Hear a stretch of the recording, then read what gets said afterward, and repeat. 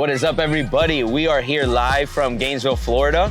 We are here in the swamp. It's the first series of many where we're going to be live in the college environments, NFL environments, and we want to bring to you the experience that goes on in game day. We're here. It's actually homecoming, homecoming at UF today, Gator Growl. So we got Chris here on the show today. What's up, guys? He's a big Gator fan, been here, went to school here for a little bit, has been a big Gator fan for a while, so had to bring him on the show. He's gonna give us a lot of insight into what goes on in UF. Yeah, what's the Gator lifestyle? What's UF about? Exactly, and you can see we got the building here, but what's the building? This is the Rights Union, yeah. Rights Union building behind us. The tailgate is just getting started here today. They play at 4 p.m. Today's game day against Vanderbilt. So we want to capture the moment, really showcase what's going on campus, and let you guys see what goes on kind of on a regular game day on these environments. So I'll throw it to Chris. Chris, tell him a little bit. You went to UF, so tell him a little bit about you and so what's just going to on. start, like how I became a UF fan in the first place. Yeah. Was from my dad. Like I feel like every dad and their son has a thing. That's our thing. Yeah. Our thing is football, and I was born and raised a Gator. Funny story is my brother Rolly was actually a Gator too, but at one point he decided to cross over to Miami. Yeah. My godfather is a huge UM fan, and we were having like a big party over at my house. We had the cousins over and stuff like that, and it was UM doing a whooping to UF that day. I forget what year it was. I was probably 3 years old. Because I don't even know, when's the last time UF and UM played? It's been a little bit it's been some time now, right? I think it's been now either 2018 or 2019, but I can tell you that Florida and they're rescheduling a new series, home series, where each one of them will play, I think, in the next 2 years or so. Yeah, exactly. But as far as being a Gator fan, when I came here, I was here between 2013 and 2015. Unfortunately, those were the McElwain years, so we didn't have that much success, honestly. But either way, you're gonna have that with your team, right? What I love about Florida is we are an SEC school. Right. So we always have that environment where it's very family friendly. People are very passionate about the game, and they want to come and spend the day and like tailgate and meet new people. It's very a family affair. So I'm just happy we're here right now. Yeah, honestly. yeah. No, I mean it's cool to see. Right now we're kind of posted up in this what seems to be more of like a family environment. Yeah. You got a lot of kids running around, which is cool. It's cool to see. I mean, you got a mix of everything. Obviously, you have the college tailgates going on. I'm sure in the fraternity houses. You got the alumni behind us. Exactly. You got a lot of alumni around us. And we got to get to what we call the rowdy reptile zone. We'll get that later in the show. What's the rowdy reptile? A rowdy reptile. I mean, that's for just the students, man. Those are the guys going crazy, nice. Ready for game day, going all out. Yeah. Popping Johnny Cuba at 8 in the morning. I like it. Yeah. No, I'm sure the students have been drinking all morning. It was a little slow this morning, slower than I anticipated. I guess it's the area that we're in. But, I mean, you could see here. Yeah, they're starting to file in. Students are starting to flow through. It's starting to get packed up. It is a 4 p.m. game, and right now it's a little bit past noon. Yeah, 12. So it'll be 1 o'clock soon. So people are getting ready to get started on their tailgating and get the day. It is a long day, too. I remember when I was at NFSU, it was, 9 a.m. beers. Yeah. Automatic, especially on the noon games. So, those 4 o'clock, you can get away with the 1 o'clock start time of the tailgating, and it just kind of expedites. But we have a nice little area here. The campus is beautiful for anyone that hasn't been on campus. Yeah, it's absolutely. a beautiful campus. There's a little bit of different life. I mean, we're driving down the street and you see the tents on the side of the road with people tailgating, their cars parked there. So people were out here early for sure. And like you said, it's starting to fill up. What is something that I think Gainesville college atmosphere, the tailgating atmosphere, that you think kind of differentiates, like not only from Miami, but maybe from some other schools? Well, I could say specifically Miami, it helps that our stadium is actually on campus, so I'm just gonna throw that out there for any of the Miami fans. That's a battle. They're gonna throw the stadium in Tropical Park. And as far as Gainesville, right, the university makes the town. right? So you got a lot Same thing with like a Tallahassee. A lot of these smaller towns. I mean, Tuscaloosa, same thing. Which is why you appreciate these kind of environments. Yeah, you got a lot of people that go to school here. They come from all over, from the South. Some people cross over from Georgia, Tennessee. Obviously, you got your Miami folks and Orlando. But it's just a mix of students and a lot of people that already live in Gainesville. This is like their main go-to for the weekend. Saturday is football day, you know? Absolutely. And they're going to go out here and they're going to come out and they're going to showcase. I mean, even when the team's not historically been good, right? Because UF has a high standard, obviously. A loyalty thing, though. Here. I mean, the swamp is packed no matter what. And I'm sure today... And it's not even just football, though. It's volleyball, gymnastics, basketball, softball does really well, too. Baseball, of course. Yeah, they're very passionate fan base. Very passionate, you know, and UF is growing, and it's growing the town, so it's nice to see. And, you know, it's just going to get better from here. You know they're diehards. I mean, we've seen a few homes, they're painted blue and orange, or their full yard is the flag, the inflatables, like literally everything and anything you can think of. I mean, you do not see an ibis in Pinecrest front yard, I'll tell you that much. Going to school here, that Gator pride was different. I always felt like the students here, we were always like out battling each other of like who had the most Gator pride. Right. How decked was your apartment with Gator stuff, that's cool. Blue and orange, you know, so it's very cool. It's a hostile territory for anybody that's going to come on the road here. And that's the cool thing about a UF, you know, even FSU, Alabamas of the world, Ole Misses of the world. I mean, Penn States of the world where, dude, I mean, they're filling stadiums 70, 80,000, 90,000, 100,000 in a lot of these campuses that are packed. And even when they're maybe not as good, if it's a big game, that stadium's going to be packed and it's a hard place to play. And it doesn't matter how good or how bad, the fans will show up. And to me, that makes like one of the best environments. Because we come from Miami and we don't have that. We don't have that. Even when we're good, like, I mean, like the Hard Rock gets loud, but it doesn't get, I mean, I've never experienced a swamp. It's not a college atmosphere like the SEC. I'm excited to experience what the swamp is like. And on a homecoming game against Vanderbilt that, you know, they're 18-point favorites. They should win by flying colors. Now, my question to you is, are you going for UF or are you going for Vandy today? I'm neutral. I respect UF, you know, and in the totem pole, it's, you know, FIU, FSU, and then, you know, it kind of just drops off after that.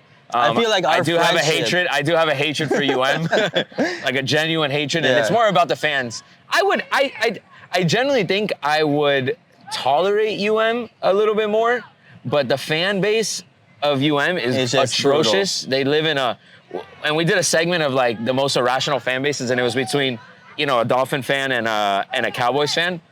The UM fan needs to be in that discussion too, bro, because they are irrational as hell. That's the thing too. What I've noticed about us fans, UF fans at least, we respect the game. You know, it's not always like you have realistic expectations. We're not sore winners. You know, I've been to places with you when we're watching FSU, UF, and I feel like our friendship has helped with that sort of like, you know, rivalry where it's not. It's more about the game. It's less so much more fun when there's a rivalry involved, Absolutely. like the smack talking and things of that, like. To me, that's what makes sports, you know, like healthy. I mean, because obviously not some over people, the top. Some people take it too far, fights break out. That's not what it's about. But there's always a healthy dialogue that should be going on between the opponent and the guy that's the home base, you know, and have it. You know, that's what makes the game. I mean, the guys on the field are talking smack to each other.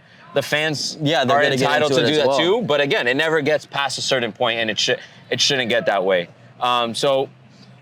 Let's talk a little bit about the Gators this year. You know, they upset Tennessee this year. That was a huge win in the swamp, actually. That's our bread and butter. If we're in the swamp, we always got that advantage. You have anybody. You can beat anybody hypothetically. Now I will say Kentucky has our number. They beat us like the last 3 years. But this year you guys played in Kentucky, right? We played in Kentucky, yeah. And as far as Graham Mertz, honestly, he's getting better by the game. I researched that his QB rating is going up as he continues. He's wearing that number 15. I'm not sure why he's got that number 15. Yeah, we were talking about that before the shot. I don't understand the concept of playing some of these guys' numbers that, you know, have been historic for these programs. I can respect it's not only UF that does it too. I mean, it happens in a couple different places. I can respect maybe he's trying to live up to the guy, you know, the great Tim Tebow, but I mean, that 15, it should be sacred in my opinion. Yeah. You know, it should be up in the rafters restored, or retired. Yeah. And so But, last year was how many wins? 6 wins for you guys? 6 wins, 7 losses. Expectation, I'm sure, is a couple more wins. What is the second year with the head coach now? Second year with Napier, so he's starting to get it together. Yeah, I mean, you have to acknowledge the fact that in college specifically, a lot of these new coaches recruit a certain way, right? Yeah. So they have their recruits based off of the scheme and everything that they want to run.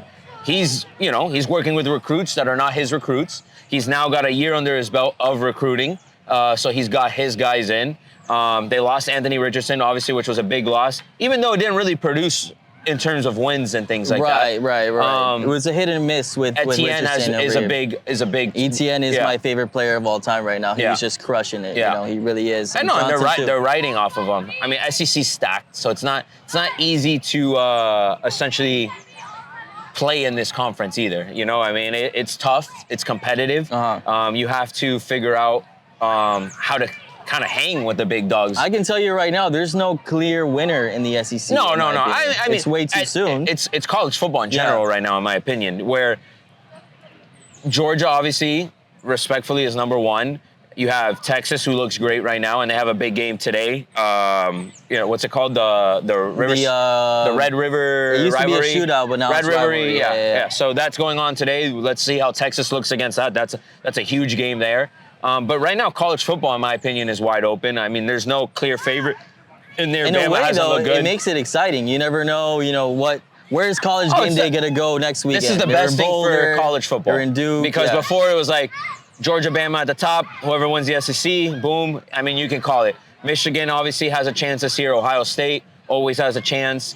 FSU this year has a great roster on paper, even though to me they haven't looked super dominant yet. I think they're, if not the best roster on paper, they're up there in the top 3 of best roster because they have a lot of veterans on that team.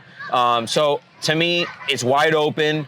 And then, next year, college football playoffs opens up to 12 teams. Yeah, I cannot wait for that. That's going to be so cool. That's going to be big. That's going to be big. But kind of taking it back to today's game versus Vandy, right now we're 18-point favorites. So that's amazing. I can tell you from what I saw last week, a little concerning was our run-stop defense. Like they gotta tighten up there.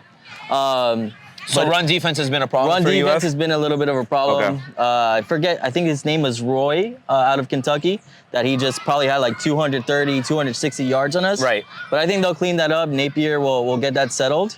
And, it is homecoming, right? They have a lot more to play for today. They have that Gator pride.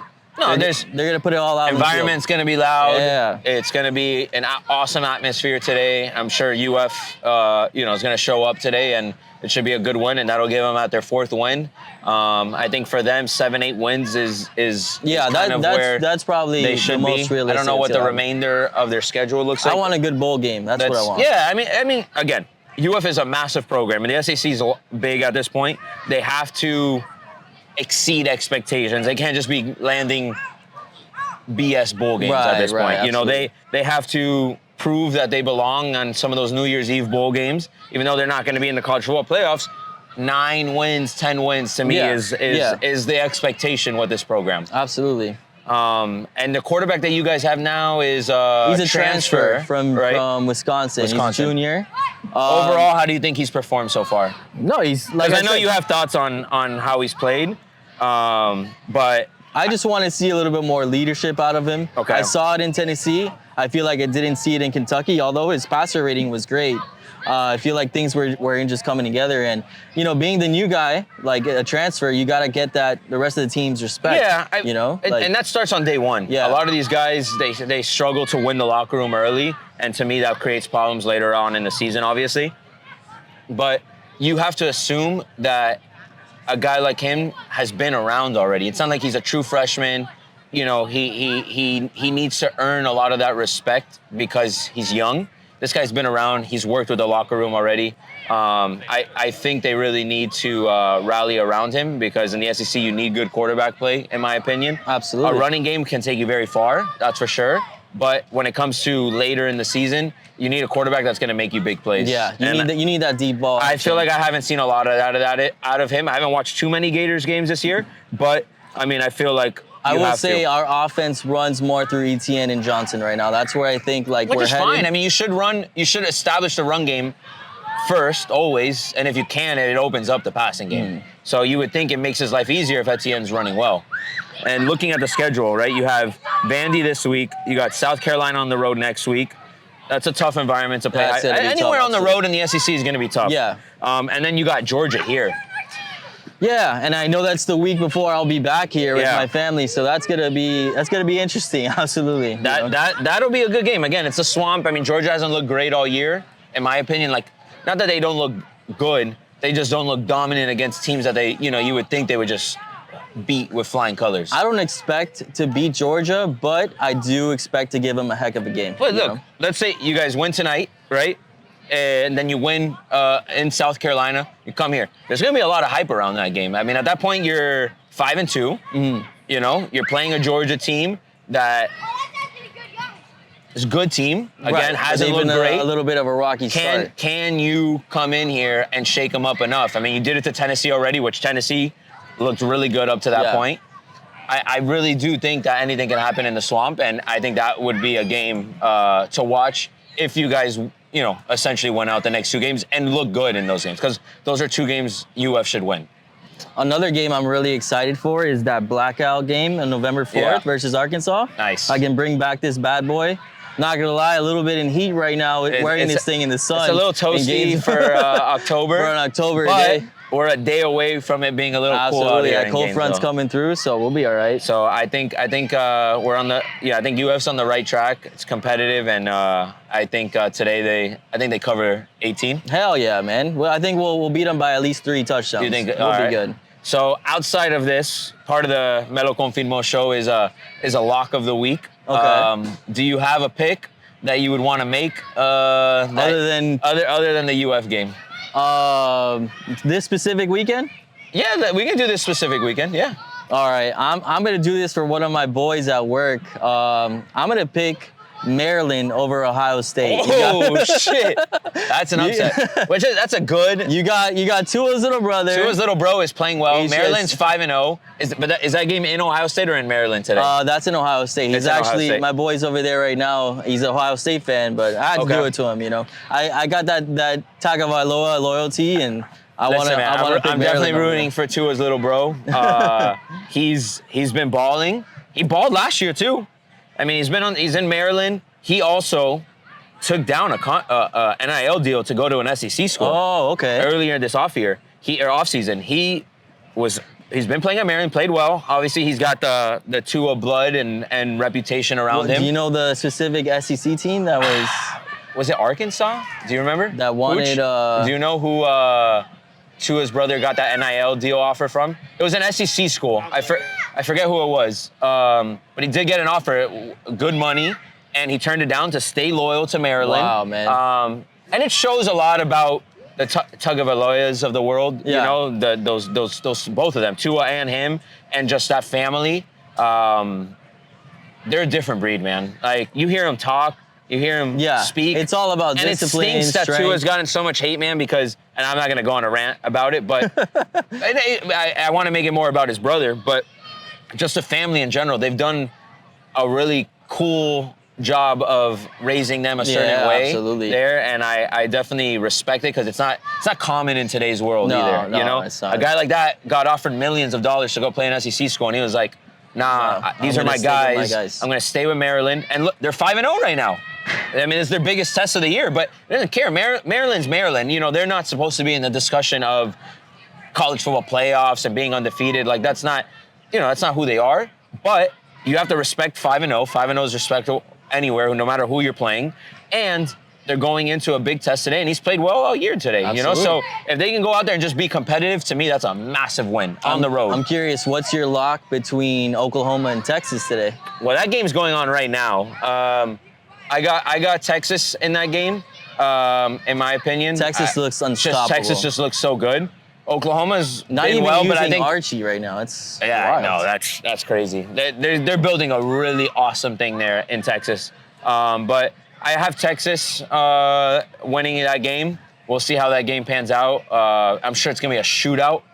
But I do think that Texas wins that game. They just look really good. The running game has been great for them. Their quarterback has been playing really well, who's also a Hawaiian as well. Oh, Hawaiian I think I did hear about that. That's Hawaiian awesome. lefty, like Tua. Yeah. So I do think they win that game, but we'll see. I mean, it's in Texas. It stinks that was a noon game. I was wishing that was more like the prime time game. Yeah, I wish we could have like watched it after this, you know, a little bit. We have a guest that we want to get on. I don't know where he is right now. I want to flag him down, but we want to bring in a UF fan another UF fan onto the show, younger generation kind of guy that I think we can bring some insight of the future of UF. He's been a fan for his entire life as a UF. You know, both his parents went to UF as well, so I think it would be cool to get his perspective. But trying to see if we can wave him down. It's one of the little guys, right? He's coming. So we're gonna get him on. I get to just clip off this mic and bring him on. Yeah, let me clip off this one though, so you can get him. Right. Yeah. Ask him. Get in here. We got Monchi on the show. Danny, did you wanna? I don't know how to do this. No, just hold it. Oh, my bad. Hold it. Yeah, just hold it. Yeah, just hold it up there. Up here. All right. So we were just talking a little Gator talk, SEC football. What has been your point of view on the Gators so far this year? I mean, coaching. We need an offensive coordinator for sure. Absolutely, bro. I think Napier needs to stop calling the plays. Okay. He can't call the plays anymore. I like Armstrong, young guy, D coordinator. Yeah. Defenses look pretty good, I think. Except Armstrong's only 30, man. It's crazy. I don't even think he's 30 yet. Last week was the only bad week with defense, but I think depth is a huge problem too. Depth, today. Are you guys dealing with any injuries right now? Today, we're missing our leading rushing leader. Etienne's not playing today. Etienne's not playing? Etienne's not playing today. We got no idea. I didn't know Austin that. Barber's not playing, and Kingsley is not playing. So we got 2 starting linemen out. Oh man, what happened to Etienne? I don't know. I saw yesterday that he's not expected to play, and then Kingsley's been out basically all year. He missed the first 2 weeks. To me, this is the week that what's the QB's name? Graham Mertz. Yeah, I feel like today's the day he's got to put some numbers up. We got to throw the ball deeper. We got to throw it deeper. I feel like they haven't asked him to do too much this year from the few games that I've seen. And you would think it's not like you got a true freshman starting or a redshirt freshman. The guy is playing. He's got experience, yeah. He's got experience. So open it up with him, and you brought him in for that reason. A guy that should be able to take over the locker room and succeed. Cover for them to cover today, it's 18.5. So Vegas thinks that we should win this game easily. I don't think we cover because with now hearing about these injuries when though. Kingsley hasn't played, we've got destroyed. Graham Mertz has 0 time when Kingsley's not playing. So I don't know. I don't think we covered today. And with Austin Barber out too, I think we're gonna have to do little quick passes. Yeah. Get Pierce more involved. Yeah, and I think Caleb Douglas is out for a few weeks now too. Damn. So Gators are beat up. Yeah. So depth. you've been doing Gator Growl now for how many years? Well, I've done Gator Growl maybe, I think my 3rd time. We came Gator Growl probably 2016 against LSU. We lost by 1, I think 1. Eddie Pinheiro. I remember that game. Yeah, I remember that game. Eddie Pinheiro was a kicker that time. You think he missed it? Isn't he a Miami boy? Yeah. He missed an extra point that game, and we ended up losing that game. I remember that. I sat in the last row of the stadium and we lost to LSU. That was rough. I've been to some rough games. I was here for the worst loss in Florida history. Georgia Southern. Probably 2013, 2014. Every program goes through that. I mean, you had what was it, Middle Tennessee last year? Middle Tennessee a few years ago. It's gonna happen. And FIU. FSU a few years ago had Jacksonville State. I remember watching that game. That was rough. That was on a Hail Mary. I don't know what the hell Norvell was thinking on that play. What's the best game you've been to here, though? Best game, 2019 FSU. We shit on them. It was 40. We beat them by 20. It was a night game. Oh, FSU, huh? Hey, let's go. We won What do you got? You got chicken wings back there? Hey, Gator chop. Get the chop. What's up? Let's go. Hey, who's gonna win today? Yeah! How many are they winning by today? How many are they winning by? By 100. Damn. 3 touchdowns. Damn. 3 touchdowns. More! They're gonna beat them! 20 Gators! More! They're the Dolphins! By by the 70-20 game? Yeah. Let's go. I like it. Am I taking the spread today? Are they covering the spread? Are we covering the spread? Yes. More than 8? Yeah. Okay, let's go. All right, you guys heard it there. We got the big Gators. The tailgate's starting to get busy up here. So a little bit. Monchi, thanks for jumping on. Right. We're excited to be here, and we look forward to seeing the swamp today packed. Are you guys going to the game? Yeah. Let's go. Let's do it. All right. right. Appreciate it, bro. Thank you. Let's go, boys. Let's go, boys. Let's go. Hey, go Gators, Let's go, Gators. Let's go.